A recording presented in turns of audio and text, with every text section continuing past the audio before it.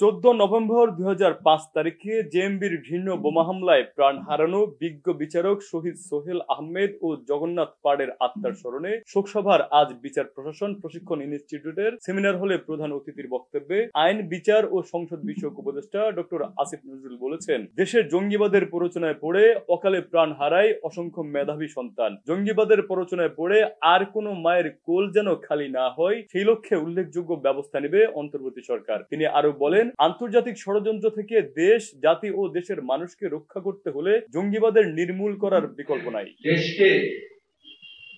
আন্তর্জাতিক ষড়যন্ত্র থেকে রক্ষা করতে চাই, বাংলাদেশকে আরো কোনো ফ্যাসিবাদ বা ষড়যন্ত্রের মুখ থেকে রক্ষা করতে চাই, আমাদের অবশ্যই জঙ্গিবাদ, মৌলবাদ থেকে নিজের দেশকে রক্ষা করতে হবে এবং খেয়াল রাখতে হবে সুযোগ দিয়ে আমাদের দেশের সম্ভাবনাকে, আমাদের অগ্রযাত্রাকে যেন ব্যাহত করতে না পারে দেশি বিদেশি কোনো